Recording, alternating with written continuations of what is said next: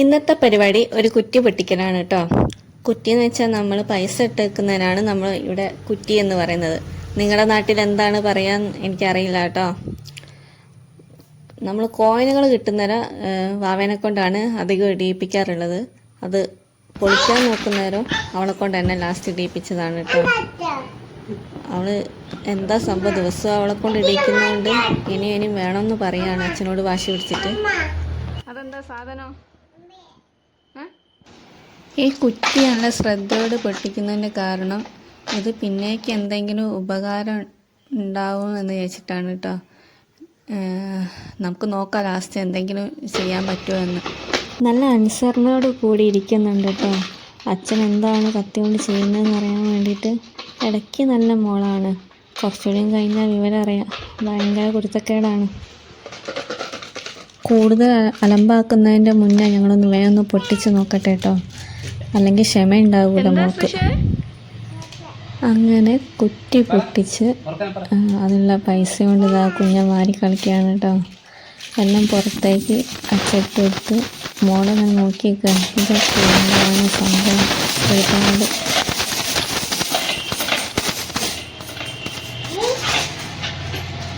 ഞങ്ങൾ കുറ്റീൻ്റെ അകത്ത് കൂടുതൽ ഇട്ടത് കോയിൻസ് മാത്രമേ ഉള്ളൂ കേട്ടോ, നോട്ട് ഇട്ടില്ല. ഇതിൻ്റെ അകത്ത് 20ൻ്റെ കോയിൻസും ഉണ്ട്, 10ൻ്റെ കോയിൻസും ഉണ്ട്. എണ്ണുന്നേരം ഭയങ്കര കഷ്ടപ്പാടായിരുന്നു കേട്ടോ. 20ഉം 10ഉം തിരിച്ചറിയാൻ കുറച്ച് ബുദ്ധിമുട്ടായിരുന്നു. ഞങ്ങൾ ഇത് എണ്ണിക്കൊണ്ടിരിക്കുന്നേരം മോള് അലമ്പ് ഉണ്ടാക്കി വന്നപ്പോൾ അവൾക്ക് കുറച്ച് കോയിനുകൾ ഇട്ട് കൊടുക്കാന്ന്, അല്ലാതെ ഉള്ളു വാരി വലിച്ചെറിഞ്ഞ് കളിക്കും. പിന്നെ ഞങ്ങൾ ഇതുകൊണ്ടൊരു കാര്യം ചെയ്യാനുണ്ട് കേട്ടോ. ഞങ്ങളുടെ മനസ്സിൽ നേരത്തെ ഉദ്ദേശിച്ച കാര്യമാണ്. ഇത് ഞങ്ങളുടെ ശിവക്ഷേത്രമാണ് കേട്ടോ, കുറവങ്ങാട്. ഇന്ന് മോളെ പിറന്നാൾ ദിവസമാണ്, കന്നിമാസത്തിലെ പൂരാണ് കേട്ടോ. അങ്ങനെ പിന്നെ ഞങ്ങൾ അമ്പലത്തിലൊക്കെ പോയി പ്രസാദമൊക്കെ വാങ്ങി. അമ്പലത്തിൽ വേറെ ഒരു കാര്യം കൂടിയും ചെയ്യാൻ ഉദ്ദേശിക്കുന്നുണ്ട് കേട്ടോ.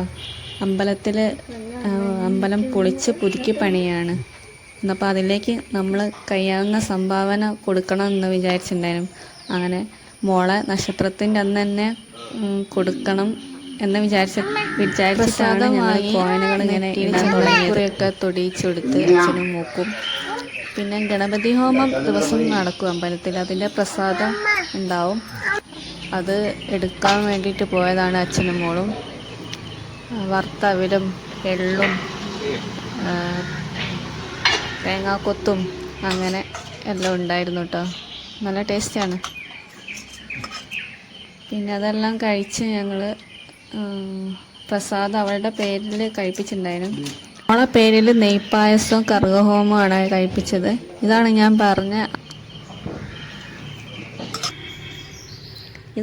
പറഞ്ഞ അമ്പലം പുതുക്കി പണിയുന്നേരം ഇങ്ങനെയാണ് ഉണ്ടാവുക കേട്ടോ. നമുക്ക് കഴിയുന്ന സഹായം നമ്മൾ ചെയ്യാമെന്ന് വിചാരിച്ചത്. ഇന്നത്തെ ദിവസം തന്നെ കൊടുക്കാൻ കഴിഞ്ഞതിൽ വളരെയധികം സന്തോഷമുണ്ട്. മോൾക്ക് 2 വയസ്സാകാണ് കേട്ടോ. അതുകൊണ്ട് എല്ലാം 2 തുടങ്ങാൻ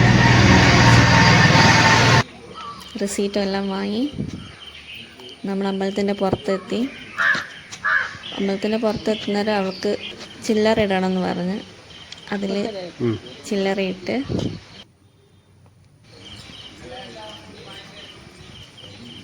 അവളെ പേരിൽ കഴിച്ച പായസവും എല്ലാം കൊണ്ട് നമ്മൾ നടന്നു പോവാട്ടോ വീട്ടിലോട്ട്.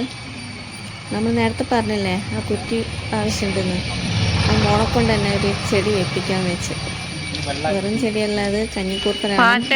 കഫക്കെട്ടിനൊക്കെ നല്ലതാണ് കേട്ടോ കഞ്ഞിക്കൂർത്തൽ. അങ്ങനെ മോളെ കൊണ്ട് തന്നെ വെള്ളം ഒഴിപ്പിച്ച് നമുക്ക് ഭയങ്കര സന്തോഷമായി. നല്ലൊരു സ്ഥലത്തെല്ലാം വെച്ച് പിന്നെയും വീണ്ടും അവൾ വെള്ളം ഒഴിച്ച്